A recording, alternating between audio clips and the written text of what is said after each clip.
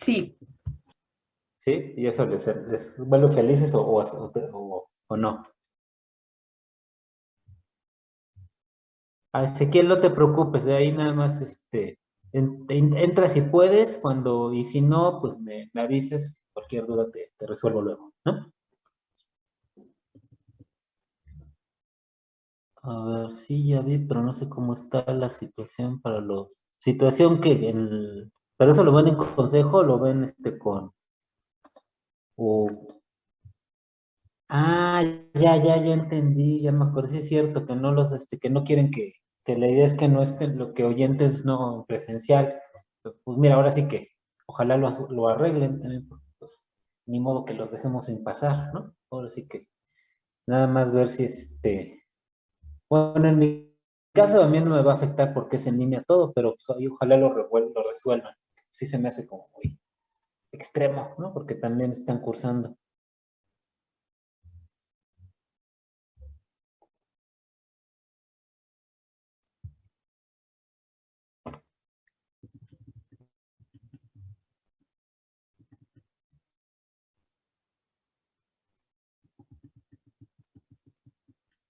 Bueno, ahora sí vamos a empezar, ¿vale? Entonces voy a... Más permíteme, dame un momentito, tengo que resolver. La clase pasada, la grabación. Un minutito y ya, espera.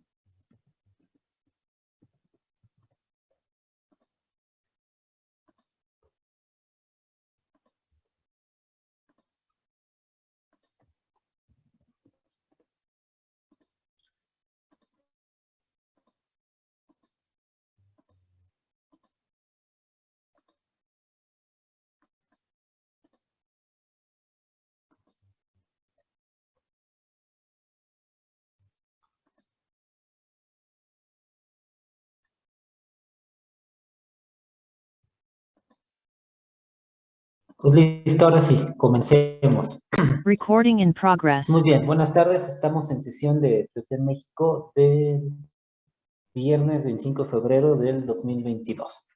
Hoy cerramos la lectura del texto de Victoria, ¿verdad? Hoy cerramos la parte de títulos legítimos. ¿Sí? ¿Cierto o falso? ¿Sí? ¿Seguros o dudando?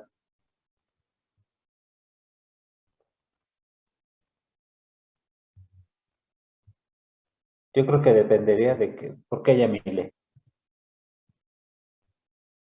Ah, no, es que decía de los extras que Ah, si te van a dejar pasar o no, y esas cosas como oyente.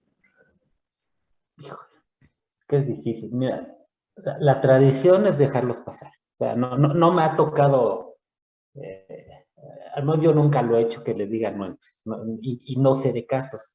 No sé si deberá haber un control muy estricto con lo de la pandemia, pero también hay otro factor. No sé si de verdad van a ir muchos, ese es otro, ¿no? O sea, vamos a ver, podemos dedicar unos 5 minutos a esto sin ningún problema. No sé si o sea, en su caso no sé si todos se van a presentar, ¿no? Porque, a ver, hipotético que nos dijeran van en presencial. En teoría irían todos, en teoría, pero también es muy hipotético, ¿no? No sé si al final, porque tendrán razones para faltar. O sea, si antes de la pandemia podía pasar eso, ahora imagínense. Entonces, la cuestión de los aforos va a ser muy, muy vaga, ¿no? Entonces, yo sinceramente no encuentro una razón para estorbarle una opción de aprobar a un alumno. Entonces, a ver qué resuelve el consejo, ¿no? Ya sería, aunque lo vean de profesora, bueno, con cada uno de esos. ¿Sí? No, sí, ya sé, la clase es en línea, pero, o sea, me refiero que es hipotético. O sea, si nos hubieran dicho que es en línea, vamos, que si nos va tocado en presencial, Y es que hay una regla, bueno, no es regla, no sé si es así súper estricta, que hay ahora con el regreso, que los que van de oyentes no asistan, o sea, que vayan solo inscritos. No sé si realmente va a funcionar eso. Pero bueno, ya saben, como siempre, en Filosofía de Letras tenemos una rara relación con las reglas, ¿no? Entonces, muy metafísica, con una relación muy extraña con ellas, ¿no? Entonces, que gane el buen juicio y si es viable que entren, yo no veo ningún problema, la verdad. Pero bueno, estamos en línea nosotros, ¿no? Pero bueno, vamos a ver, vamos a empezar con Victoria. ¿Alcanzaron a leer completa esta parte de los títulos legítimos o parcial? ¿No? ¿Qué tanto le leyeron? ¿Poco, mucho, regular? ¿No? Eso era el capítulo 3. El 3, sí, ¿lo leyeron? Sí, ¿Completo todos o regular? todo. Todo, muy bien. ¿Todos leyeron todo? ¿O con dudas algunos? Bueno, se los explico. A ver, fíjense. Lo que recuerden, a ver, una es que ya llevaron filosofía medieval. Esa la llevan en tercero. Entonces, en tercero, me acuerdo, ¿no? Entonces, no sé si les explicaron cómo funcionaba el método escolástico. ¿Sí? ¿Cómo funciona la argumentación escolástica? ¿Sí se acuerdan? Por ejemplo, si toman un texto, no sé, la Alberto Magno o la Suma Teología de Tomás de Aquino, ¿cómo suele presentarnos el problema Tomás de Aquino?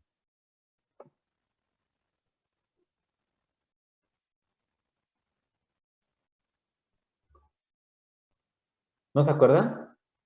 Presenta el problema, exacto, una idea o problema central, eh, después presenta los argumentos a favor, los argumentos en contra. Por ejemplo, una pregunta, si como se pregunta, una de las más importantes disertaciones de toda la Suma Teológica, si la teología es ciencia, ¿no? Si se requiere una ciencia de Dios. Entonces, lo que hace es plantear problemas y luego va derivándole en distintas subpreguntas menores para plantear ahora sí una serie de argumentos a favor y argumentos en contra, y a partir de ellos llegar a una síntesis, es decir, de acuerdo a lo que se puede decir o no. En la marcha va compilando, por ejemplo, los a favor, ¿no? Va recuperando autores que lo pueden apoyar, o él mismo va especulando. Lo mismo en el otro caso, y al final tenemos una exposición general del tema. Es decir, pero no puede evadirlos ni los en contra ni a favor, tiene que manejar ambos. Esta es una de las razones por las cuales Victoria escribe de esa manera.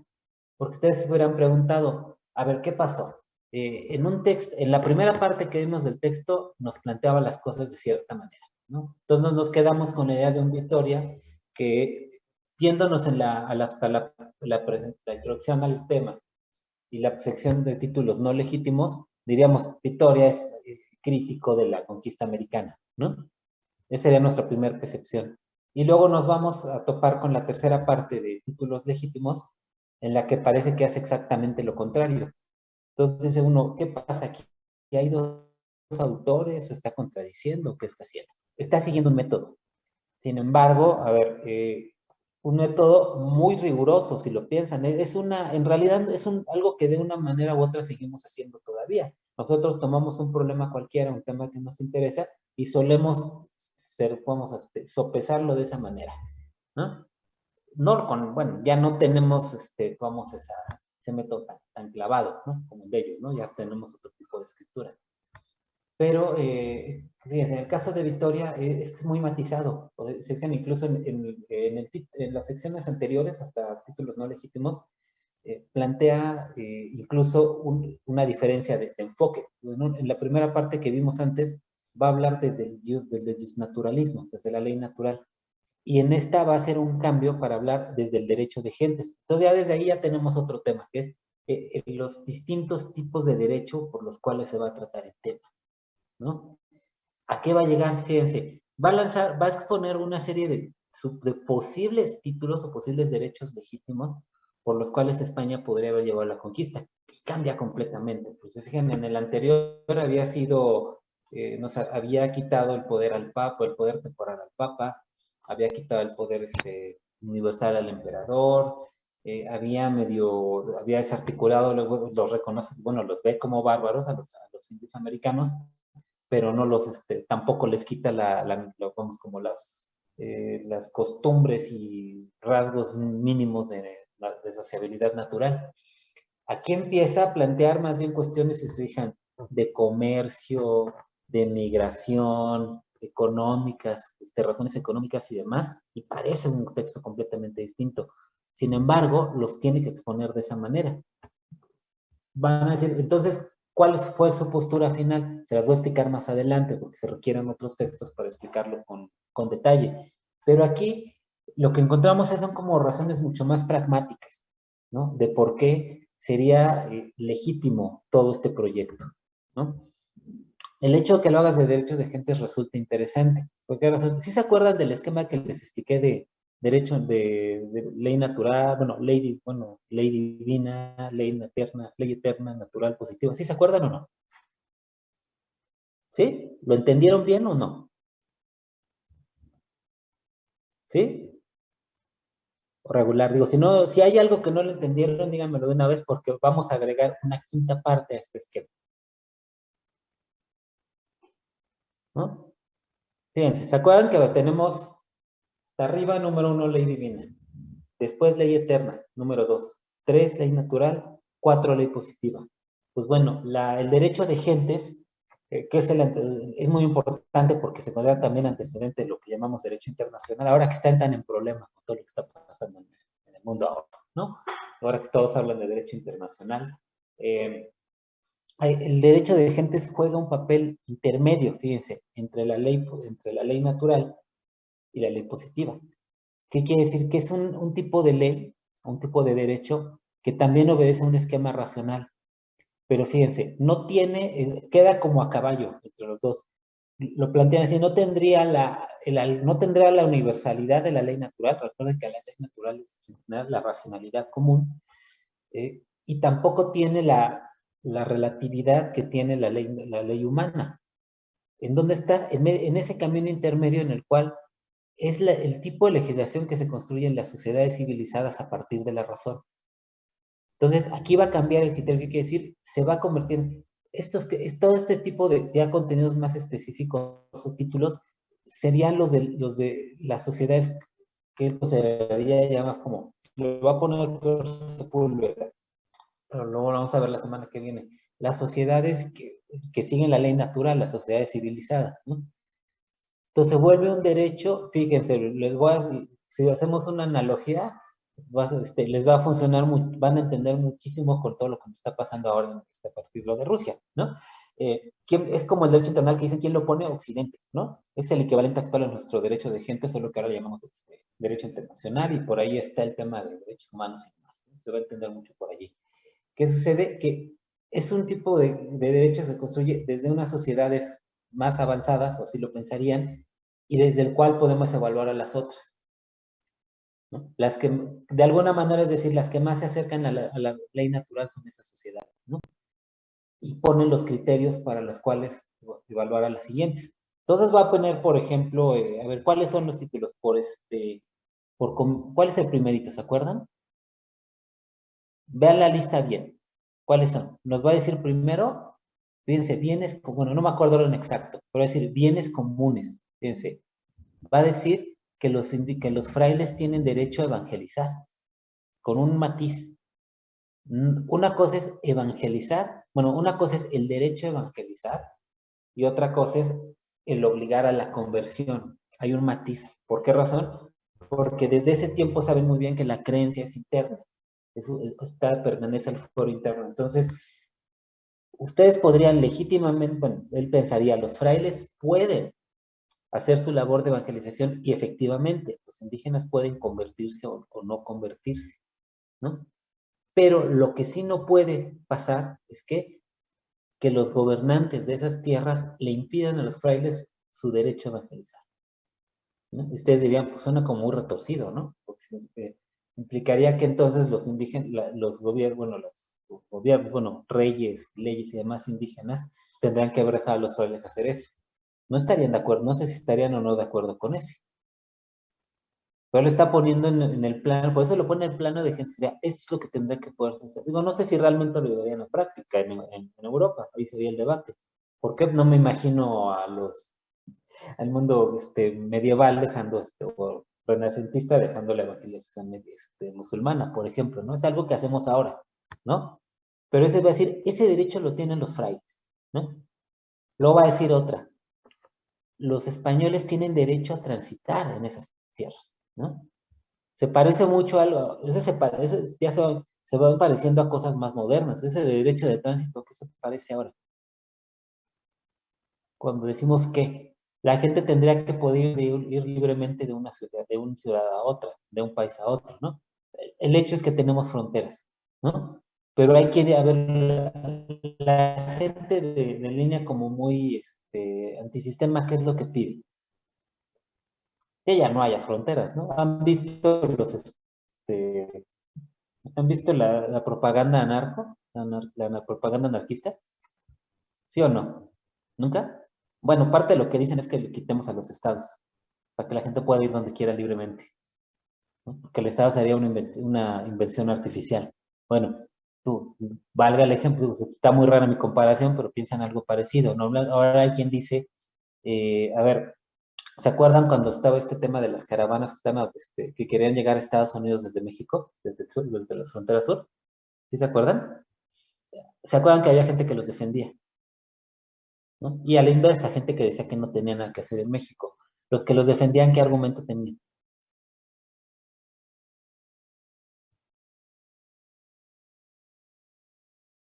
Que decían que las fronteras eran válidas o eran inválidas. Yo me acuerdo de los papeles, cuando la gente subía sus fotos a Facebook, así protestando, que decía, nadie es ilegal, ¿no? ¿Se acuerdan? ¿O no? O ya no ve noticias.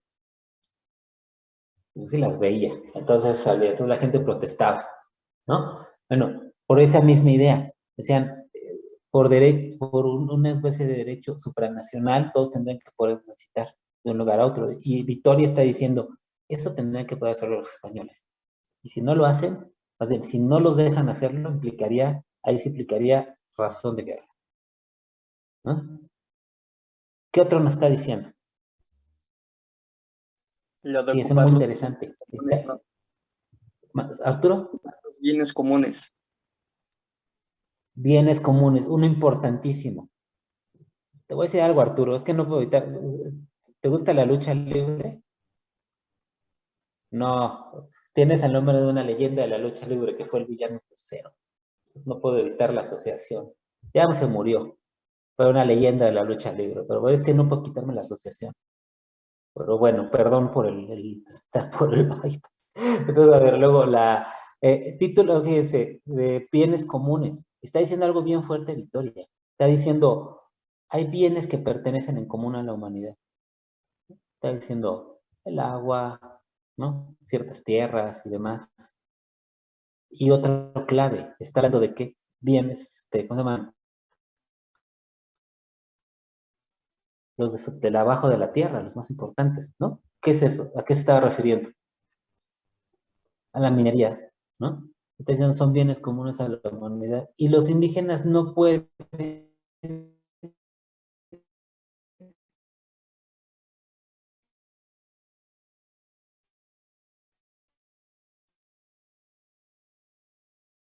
impedir legítimamente que este, que un mal invento. Se le trabó toda esa parte. A ver, les repito, a ver, ¿están de acuerdo con esta idea de que de los bienes comunes, que sería razón de conflicto que el gobierno en turno impidiera a un grupo ejercer ese derecho? Por ahí va el de los bienes subterráneos, el de las minas. ¿Estarían de acuerdo con ese derecho o lo anulamos?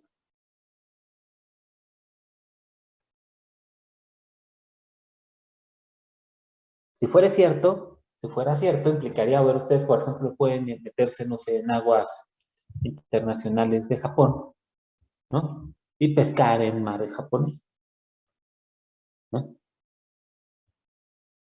Eso hacen luego los japoneses, luego se meten a mares ajenos y pescan muchas cosas, ¿no? Ballenas, entre ellos, y cosas de ese tipo, ¿no? Los japoneses son un poquito irrespetuosos de ciertas leyes externas, ¿no? Que no les gustan, ¿no? ¿Me siguen oyendo ya? ¿Se me oye bien o me sigo trabando? Por ejemplo, si ustedes van, no sé, piensen a ¿qué será?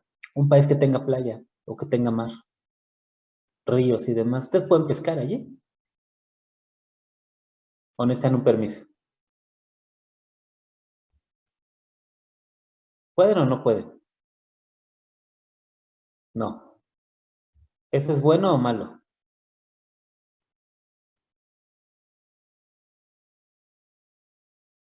Pues si necesitas los recursos, como por ejemplo comer, pues sería muy malo.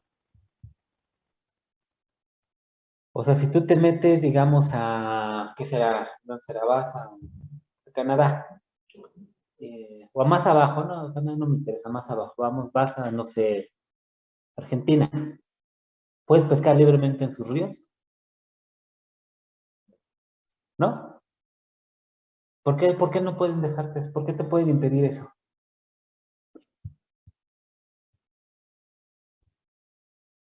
Pues sí, porque Porque son sus leyes, ¿no? no sería como una especie de patrimonio nacional. Patrimonio nacional. Entonces, ustedes entienden que todos los títulos que ustedes en la Victoria son falsos, ¿no? Pues a ver, como ahorita están constituidos los estados, pues sí sería muy, muy falso. Entonces se caen, hacen agua esos títulos o sobreviven. O están, fíjense, lo que los vuelve problemáticos es que parecen planteados a modo, ¿no? ¿Por qué razón? Porque estaría poniendo, fíjense, ahí sí se ve más como siendo como daticio, ¿no? En la parte de títulos no legítimos se apela más a lo natural, eran como principios más abstractos. Y en cambio aquí es cierta, la legislación, principalmente, ahora sí podemos ver la legislación principalmente europea, se entendería como generalizable. Estoy diciendo, si esas reglas no lo siguen los gobiernos de América, de los pueblos americanos, ahí sí se acabaría justificando esa intervención. Fíjense, parece otro texto, ¿no? Y por allí va a lanzar otra cosa bien importante. Por ahí había dicho que si eran o no que si eran o no, se podía decir o no si eran bárbaros o no, era otro tema. O sea, se discutía ahora si era válida o no la teoría de la esclavitud natural en ese caso. Pero va a entrar otro mucho más delicado. Porque va a decir, fíjense, incluso si todos estos títulos fallasen, eh, iría en perjurio de sus majestades, ¿no? De la monarquía. Y eso no se puede permitir. ¿Sí llegaron a esa parte? ¿Y qué les parece eso? ¿Eso a qué nos suena? ¿A la razón de qué? A la colonización. Se parece, ahora sí ya se parece, ¿no? Se parece al derecho al más fuerte, ¿o no? ¿Han escuchado esa teoría alguna vez? ¿Sí? ¿Sí la escucharon alguna vez o no? La van a encontrar, por ejemplo, si quieren ir muy atrás, recuerden el diálogo El Gorgias de Platón. ¿Se acuerdan que por ahí aparece un personaje muy interesante llamado Calicles, que se quiere burlar de Platón, bueno, de Sócrates, ¿no? Y por ahí le dice, no, no, no, a ver, cuando habla de la naturaleza, le dice, eh, el único derecho verdadero es el del más fuerte, ¿no? La ley natural que dice que el más fuerte mande. ¿Están de acuerdo con ese? ¿O no les parece nada razonable?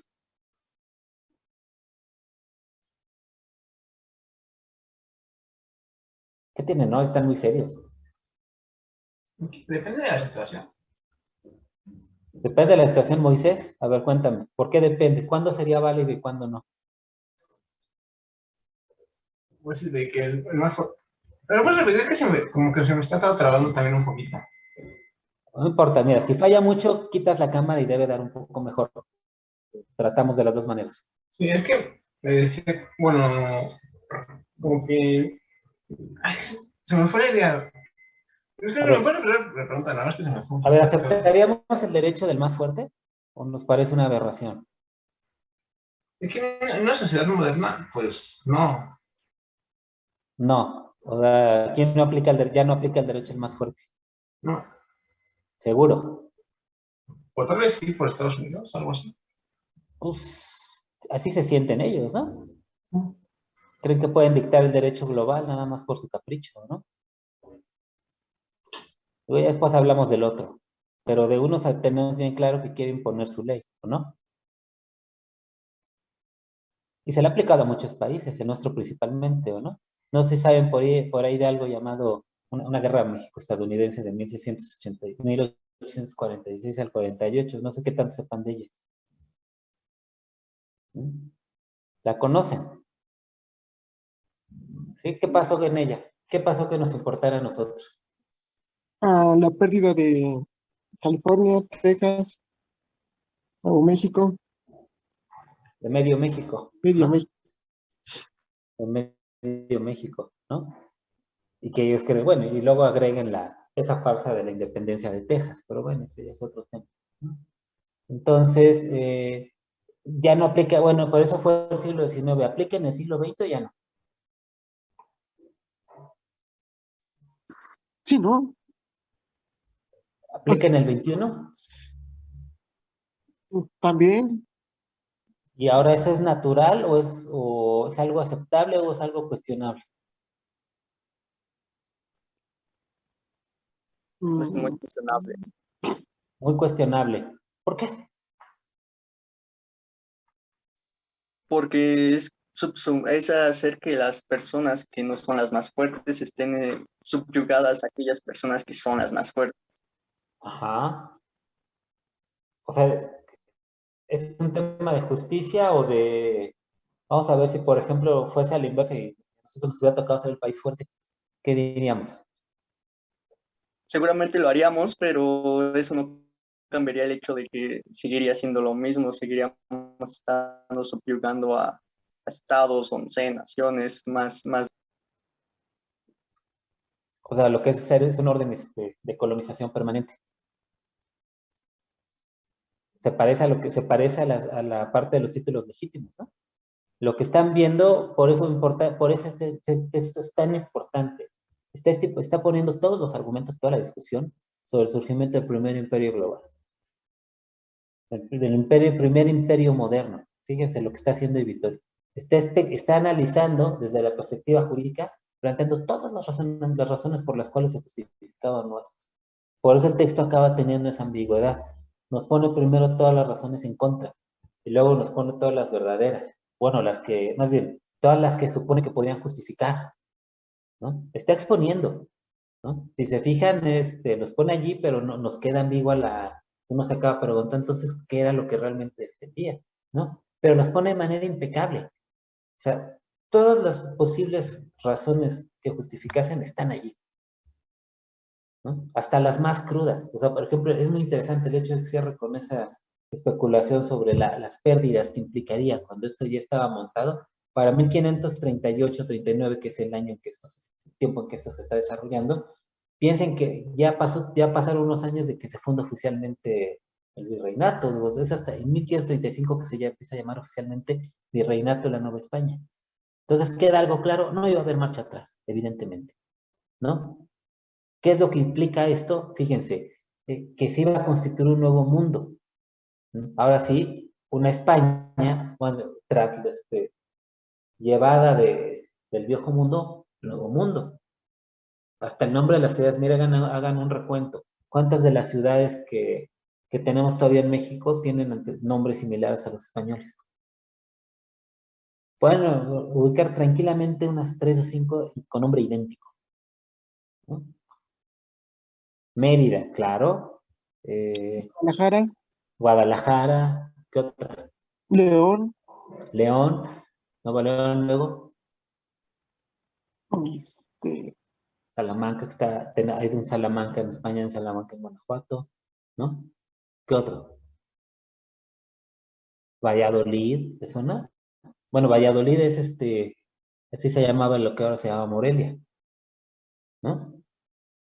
Lo que ahora se llama Guadalajara antes se llamaba Nueva Galicia, ¿no? Y así le podemos ir buscando, ¿no? Entonces, literal, esa era ya para esa época está completamente instaurado el virreinato, pero lo interesante es que sigue en debate la cuestión, y encontramos ahí un montón de argumentos, ¿no? De todo esto, ¿cuáles parecen más relevantes? El más debatible, el que va a generar más discusión, fíjense, va a ser precisamente de la esclavitud natural, de Aristóteles, que está por ahí explicado, aunque él mismo dice, no lo doy por cierto ni por falso, mejor no digo demasiado al respecto. Ese va a ser el argumento más discutido posteriormente. Pero fíjense, la descripción que nos va poniendo, primero ya los va dejando de bárbaros, segunda, ya va poniendo allí en la mesa las razones también pragmáticas, ¿no? ¿Qué sucede? La importancia del texto de índice es este intento bastante bien logrado, de hecho, teórico, por dejar plantadas las razones en términos filosóficos. Lo que está haciendo Victoria es crear la base de análisis de todo el tema, ¿no? De algo que no tenía antecedentes, y eso es lo que lo hacía muy difícil. Entonces, por eso recurre a este tipo de argumentos como de ley natural y de derecho positivo. Es un trabajo monumental en términos de análisis. Ahora, ¿que es debatible al final? Sí. Ahora, les deja clara la posición de Victoria. No sé, si ahorita les hiciera pregunta de examen, ¿cuál era la posición de Victoria respecto a la conquista de América? ¿La tienen clara o queda ambigua? Creo que está clara, ¿no? Ya está, creo que hasta el final es como que al final dice, pues aunque todo esto no sea cierto, de todas formas ya estamos aquí y España ha encontrado este lugar primero. Básicamente, en pocas palabras, creo que es lo que dice ya cerrando todo. O sea, tú dices, sí, la defendía, así tajantemente. A nadie le queda un No, poquito no, ambiguo. la cuestionaba, pero sí defendía el hecho de que España estuviera ahí. ¿Se quedan todos con esa percepción? ¿O alguien varía? ¿O alguien de plano dice, no podría afirmar nada al respecto?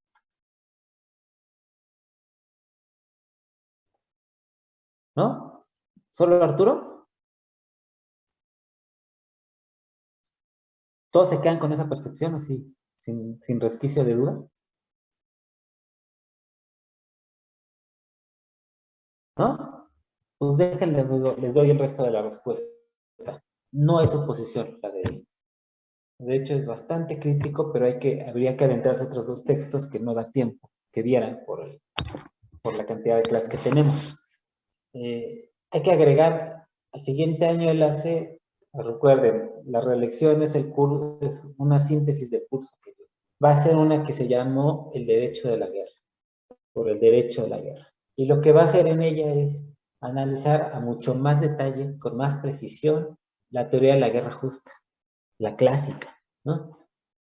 Y desde allí piensen a ver cuáles son las razones que en teoría de guerra justa se consideran válidas. Responder a una agresión, hacer valer por ejemplo, la restitución de un bien que fue arrebatado, de una propiedad, de un reino que haya sido arrebatado, y por ahí entra a debate la defensa de aliados, pero siempre se maneja proporcional. Por ahí se dice, no implica que, por ejemplo, si vamos a ponerlo de esta manera, como cuando Pancho Villa se metió a Estados Unidos, ¿no? ¿Qué sabían esas? Le daba por invadir pequeñas partes de Estados Unidos, ¿no? Entonces, imagínense que Estados Unidos dijera, yo lo que voy a hacer es perseguir a Pancho Villa y me voy a quedar con todo Chihuahua. Es un despropósito, ¿no? Rebasa completamente la restitución necesaria, ¿no? Entonces, eso es lo que está estipulado en la teoría de la guerra clásica. ¿Cuál va a ser la variante aquí?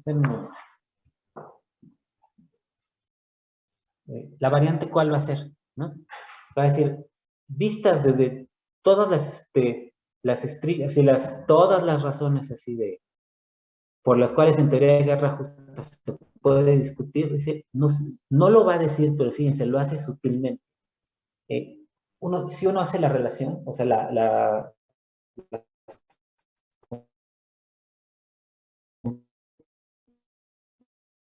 para se da cuenta de que no deja campo. Eso es cuando uno lo relaciona los dos textos, ¿no? ¿Qué piensan las personas que lo han estudiado mucho? Dicen, básicamente lo que hizo fue ahí solucionar el problema que había dejado abierto con la primera reflexión. Entonces, tenemos el primer elemento para decir, Vittoria no es defensor de. Va a haber un tercero mucho más contundente, fíjense. Hizo también una reflexión que se llamó sobre la templanza. No me acuerdo exactamente el año en que la escribió, pero lo que vamos a encontrar en esa es que se arranca un fragmento del texto y ese apareció mucho tiempo después y corroboró que era auténtico. Y en el texto es una carta, es una manifestación directamente de Vittoria en que él mismo dice algo así como que se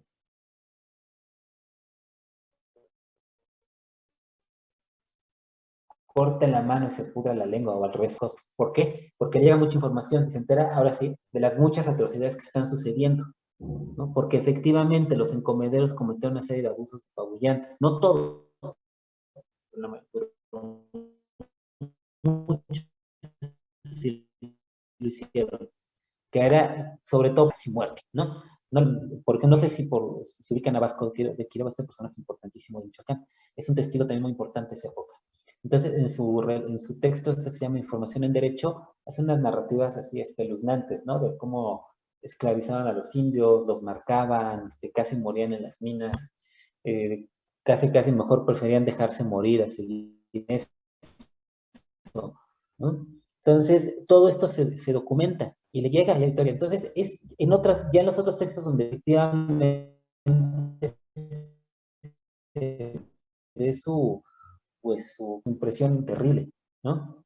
Y eso explica que precisamente lo haya vuelto un gran tema, que también hay que darle su crédito a los misioneros. Finalmente, los frailes que llegan son hombres de fe, son los que quieren convertir. Obviamente, no están en ningún sentido interesados en que se acabara con la población, tienen intereses a los de los encomenderos de crecimiento, ¿no? Y de hecho, lo que se logra con todo esto es que en la medida que se va diagnosticando el problema, las mismas leyes, entonces, unas que se conocieron las leyes nuevas, que precisamente son de muchísima más protección a los indígenas. Van a decir, pero se aplicaron, ya después lo analizamos, ¿no? Pero legalmente no eran considerados esclavos. Eso era muy importante. ¿Por qué? Porque precisamente ahí la labor de Grilla y los destinados en la corte funcionó. En la medida que se le iba quitando poder a los encomenderos, que son los herederos de los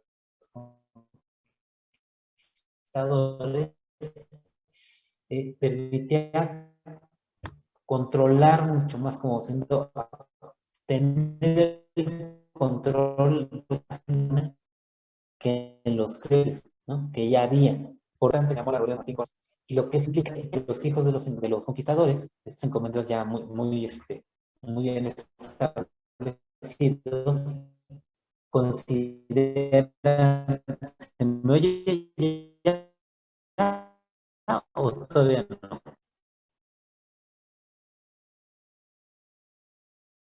Me voy a quitar la cámara, a ver si así. ¿Ya se me oye mejor? ¿Ahora sí? ¿Sí? Sí, ¿Ya me escuchan o no? ¿Hasta dónde me oyeron? Se le cortó mucho Bien, todo ¿hasta eso. dónde me oyeron? A ver, díganme hasta dónde para repetir lo que no alcanzaron a oír. Se quedó en la parte de que no eran esclavos todavía en ese momento. Y No, técnicamente hablando no eran esclavos, no fueron nunca.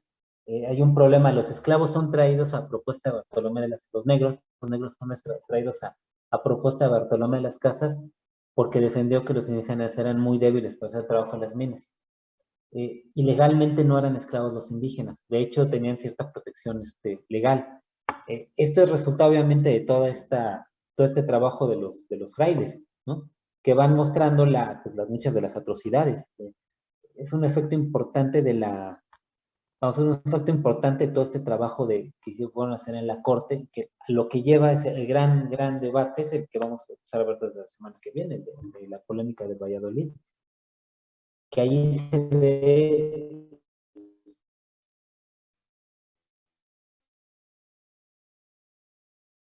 claramente las dos posturas, ¿no? La defensa de la tierra, si era legítima la guerra como medio previo a la evangelización o no lo era, pero ahí las posturas son claras, ¿no? Afirmativa y negativa.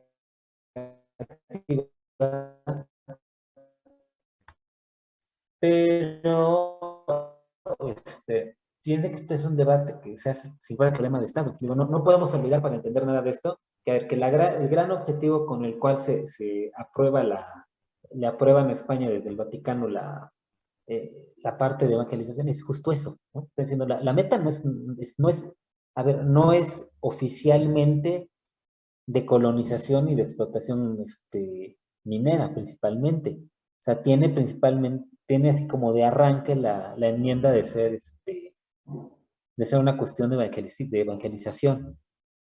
Entonces, por eso se generó siempre este choque entre misioneros y encomenderos.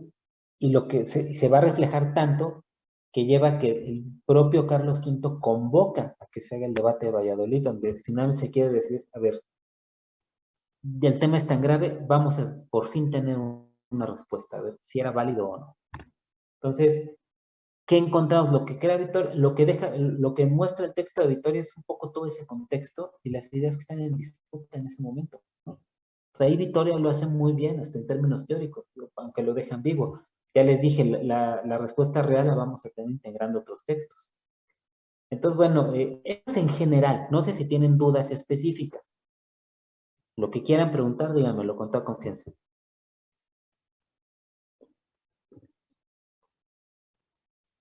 ¿No? No, profesor. ¿Es absolutamente claro lo que les expliqué? ¿Sí?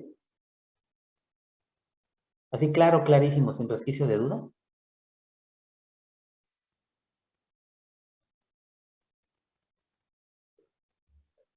Alejandra, ¿qué pasó?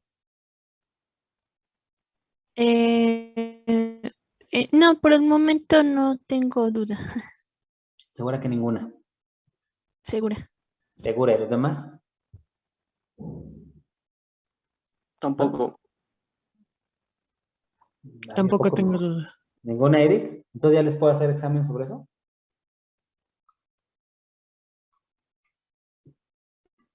¿Ya podría o no podría?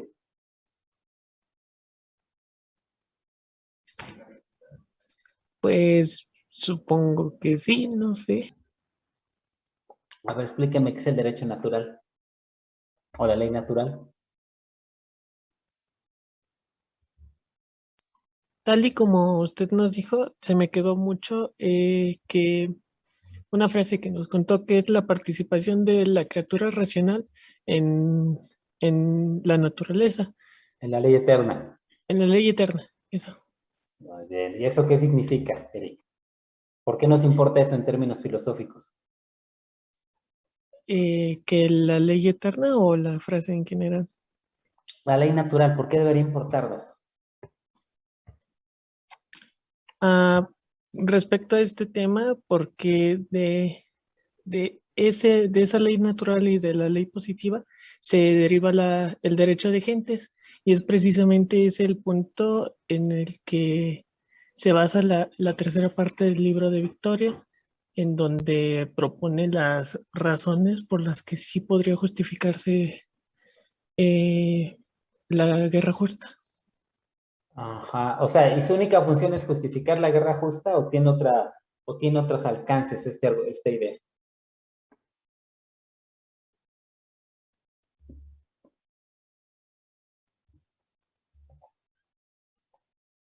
O sea, ¿sirve nada más para eso, para que alguien diga, yo puedo invadir y conquistar a quien quiera, o tiene otra utilidad más interesante?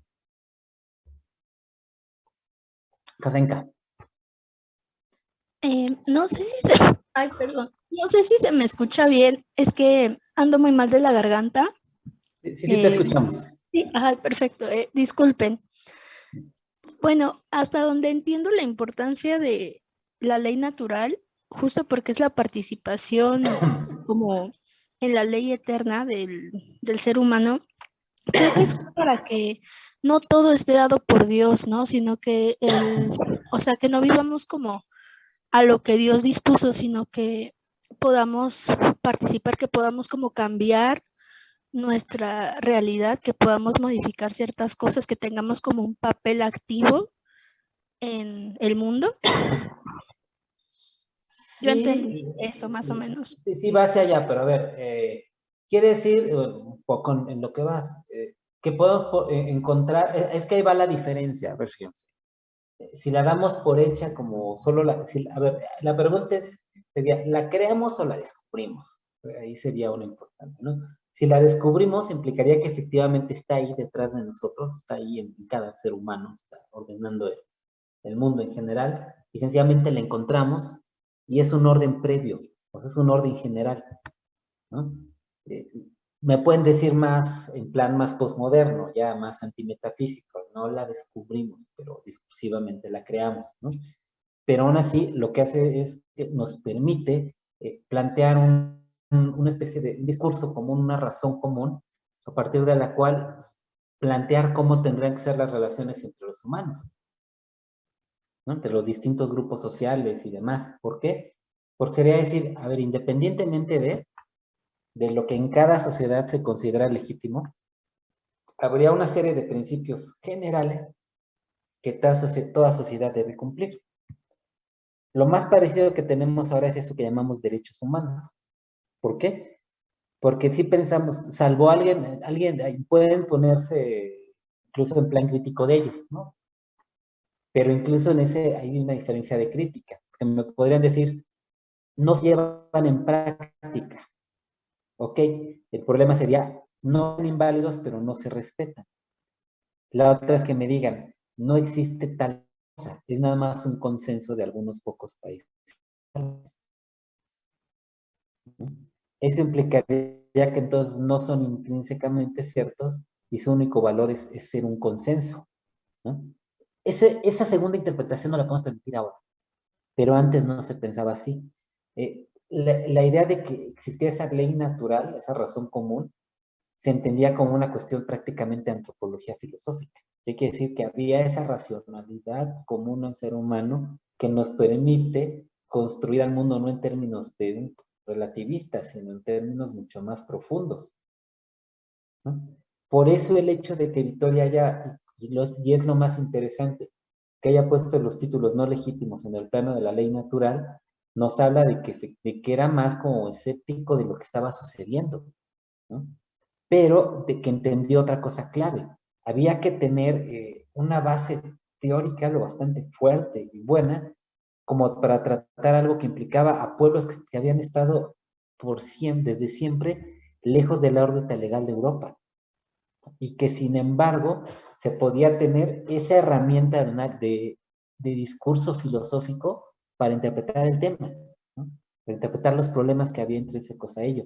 Entonces esa es su gran importancia. Lo que está haciendo es una aportación filosófica bien importante. ¿Por qué? Es decir, poner más o menos las bases de un derecho común.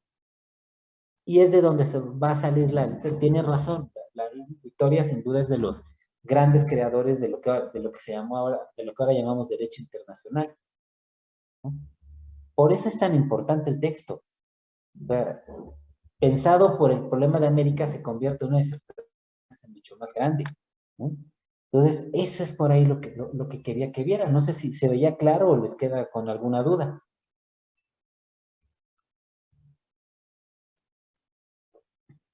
Oscar, por favor. Gracias, profe. Creo que sí quedó claro. Por lo que nos está diciendo de la importancia de este texto es justo como el plantear a sus, ¿cómo decirlo? a sus compatriotas y toda Europa que esas personas son seres humanos y también tienen derechos, como lo acaba de mencionar, un derecho, por así decirlo, universal, Ajá, y se comprueba esa postura a favor de los indios en lugar que en contra. ajá. Y si te fijas, justamente los derechos, más bien los títulos legítimos, tienen una base como de otro estilo, o mucho más pragmática, pero vamos, con, no diría que débil, pero menos, como más pragmática, de hecho, ¿no? Y en cambio en la parte más rica del texto es precisamente la de títulos no legítimos, y es donde pone la base teórica más dura, ¿no? Entonces me parece que ya desde ahí nos permite ver que no pensaba dejar el tema encerrado desde allí, ¿no? Pero se dan cuenta, es una aportación importantísima. Está buscando poner una base jurídica para el gran acontecimiento del siglo y probablemente la historia de entonces. O sea, hagan una reflexión que sea pequeña sobre la importancia que tiene la aparición de América para el mundo, ¿no? La conformación global que eso estaba implicando, ¿no? El cambio incluso por ahí lo tiene muy bien estudiado Gorman, tiene un libro importantísimo, se llama Edmundo Gorman, el libro se llama La Invención de América. Entonces, en este texto incluso va a hablar ni siquiera, él dice que lo que no es un descubrimiento, tiene buenas razones para explicarlo, sino más bien invención. Y por ahí dice que es tal el cambio que incluso en los mapas previos, antes de que se hablara de América, pues están nada más los tres continentes, está África, América, Asia, y que incluso ese esquema obedecía a una versión trinitaria del mundo, o sea, Dios Padre y Hijo Espíritu Santo, muy medieval, y que a la aparición del cuarto continente es como una cosa completamente anómala para ellos. Entonces, era incluso como cambiar un esquema religioso que había marcado por siglos el pensamiento europeo, ¿no? Entonces, de ese tamaño es la aportación. Y obviamente les implica retos teóricos nuevos, que es lo que estamos encontrando. Miren, lo fácil para Vittoria era no hablar del tema, se evitaba problemas, pero sí los tuvo. ¿Por qué? Porque sí se sabe que sí llega de Carlos V, que les expliqué la semana pasada, y llega la carta al monasterio donde está Vittoria, donde están los dominicos. Y justo sabemos, se ha llegado noticia a la corte que están tratando temas que pues, son de interés político de primer orden, ¿no? Y es una censura lo que está llegando. Entonces más bien afectaba muchos intereses el planteamiento de Victoria, ¿no? No sé, ¿qué más le encuentran? Ya empieza, ¿por qué más parecería importante Victoria en todo este contexto? Porque van a decir, bueno, sigue hablando desde España. Sí, eso sí, pero es importantísimo para toda la base de lo que se va a discutir más adelante, ¿no? Entonces, no sé, ¿qué más? ¿Alguna otra duda, comentario, queja? Con confianza, díganme. Todo este tema del derecho natural es en lo que termina desembocando después el liberalismo, porque no sé si Vittoria es antes o después de Locke y toda esta corriente. Es previo, pero es importantísimo todo el tema de la ley natural, claro que lo es. ¿Por qué razón? Porque cuando van a plantear el tema del Estado, el Locke, Hobbes y los históricos, van a hablarte de un estado de naturaleza, ¿no? Pero donde más se va a notar es en la cuestión cuando llega, por ejemplo, la Declaración de los Derechos del Hombre.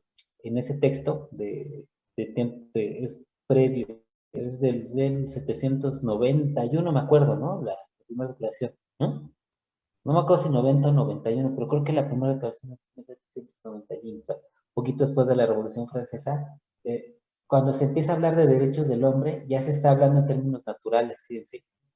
No, el hecho que no, a ver, ya no de un país u otro, las leyes positivas tendrán ese límite, pero en cambio la idea de que haya unos derechos naturales o sea, que pertenecen a todos los seres humanos, en tanto seres humanos, implicaba una cosa bien fuerte, que era así de, están allí, independientemente de que se acepten o no, e implican el respeto a ciertas cuestiones, ¿no? Pero es previo, ahí como lo está haciendo. En realidad lo que sucede es que mucho de esto se va secularizando, ¿no? Ahora les digo, la versión más secularizada que tenemos, ¿sabes? Modelo de derechos humanos, y aún así, vamos, los asumimos como parte, ahí está debate, ¿no? Asumimos la idea de que existen como tal, no de que son una creación artificial, y que que no dependen de nación o estado específico, sino de que efectivamente son algo constitutivo de cada ser humano, ¿no? Y que tendrían que ser respetados, ¿no? Pero esa es la evolución que han llevado desde entonces. ¿Sí, Arturo?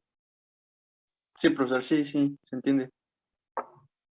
Lo que pasa es que nosotros ya lo conocemos desde la perspectiva ilustrada, pero aquí lo están haciendo desde antes de la ilustración.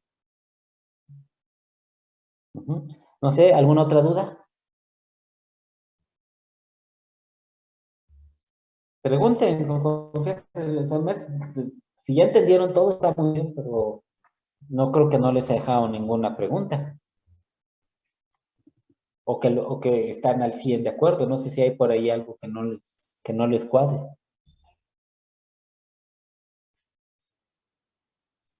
Bueno, a mí lo que no me cuadra es que estas teorías están realmente muy basadas en la Biblia, ¿no? Por ejemplo, en el Génesis, no recuerdo en qué parte, pero es el primer libro cuando Dios les otorga a los hombres la potestad ante todo fruto, todo animal, toda tierra. Y es lo que a mí, no sé, en lo personal me choca. Bueno, pero eso está hablando de qué época. Digo, ahora, digo, no, ahora nos parece muy antropocéntrico, pero nosotros estamos en el siglo XXI.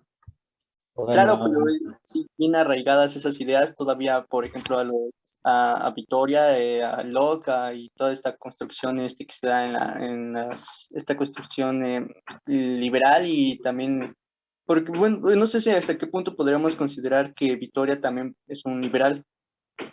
no puedo, a ver, a ver, ¿qué entiendes por ser liberal?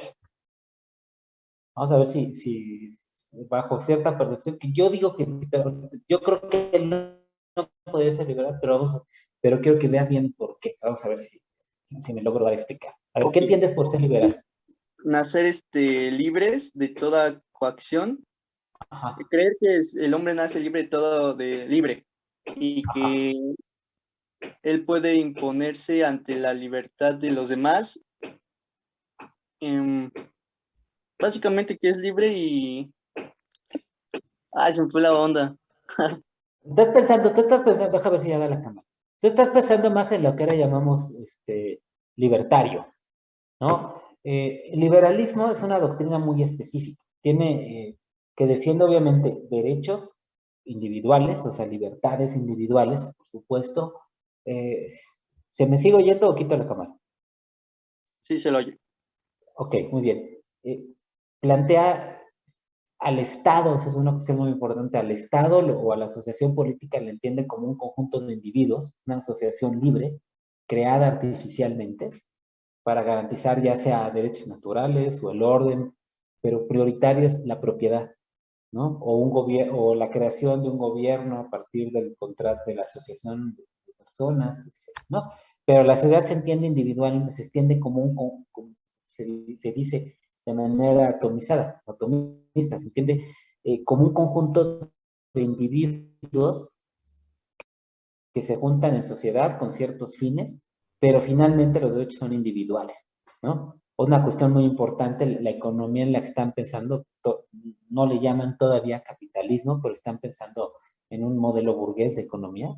Entonces, todo eso no está como tal, no está ni en Victoria ni en su época. Entonces, Victoria, en todo caso, sí es un gran jus naturalista, pero él todavía no tiene, digamos, esta concepción individualista de la sociedad. Él todavía viene de esta escuela como más clásica, como más aristotélica, que en la cual la comunidad es previa al individuo, ¿no? Y algo muy importante dentro del ser liberal, o sea, bien entendido el que es liberal, implica esta idea sobre la economía, esta idea sobre los derechos, y la idea que principalmente el individuo, ¿no? ¿Dónde lo vas a encontrar? Pues en nuestras constituciones. Nuestras constituciones están hechas sobre la base de los derechos individuales, ¿no? Nosotros los conocemos como garantías individuales, ¿no? No hay una constitución semejante en tiempos de Victoria, ni podría haberla aún, porque todavía o sea, se habla ya de derechos, pero no se hablan de un sujeto en específico, ¿no? Se habla, pues, de la especie, ¿no? Del ser humano, ¿no? Pero no se piensa que, a ver, no es para nada algo así como los derechos del ciudadano. Todavía no existe el concepto del ciudadano, ¿no? Eso va a llegar posteriormente. Entonces, en ese sentido, Victoria, pues claramente no puede ser liberal. Si es un autor, pues fue adelantado, ¿no? Que lo van a leer, en realidad leen mucho de estos, ¿no? Sí leen esto de la escuela de Salamanca sí es conocido, ¿no? ¿Qué sucede? Que también vamos, en la concepción moderna del Estado, o sea, sí se prioriza el tema del contrato social, pero ya es una concepción secular. O sea, lo que pasa es que se va secularizando. Mucho del pensamiento que tenemos en política, principalmente, todavía es secularizado. Más bien, se parece a muchas cosas de eso, pero ya en secular. Ya no nos importa tanto la fundamentación de dónde vienes. Ya más bien asumimos, lo planteamos como derechos naturales, ¿no? Ya ni siquiera nos ponemos a discutir si son naturales o no, y peor, ahora ya en la era posmo ya está, se asume que la naturaleza es un concepto ahí más inventado por algunos cuantos teóricos, ¿no? Entonces, creo que desde ese horizonte no podría ser liberal Arturo, pero no sé si se entiende. Sí, sí, yo lo decía más como un precursor, con la fundamentación de los derechos naturales. Por ese lado sí podría ser precursor. Ahora, no sé si llevarlo a precursor del liberalismo, ahí sí no sé si ya es un poquito lejos.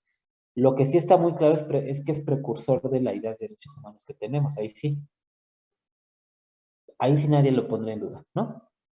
Por ahí lo conozco gente que trabaja más, ¿no? Una amiga incluso estaba haciendo su tesis sobre eso, se llamaba Los derechos de todo hombre. Entonces, pues sí, él pone ese postulado teórico de los derechos en general, por lo natural. Por eso decía que la parte quizás más fuerte en teoría de todo el texto era la segunda, la de los títulos no legítimos.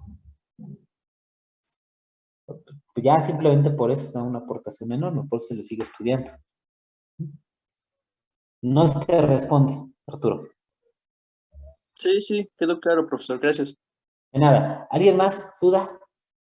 Pregunten con toda confianza lo que no hayan entendido. ¿No?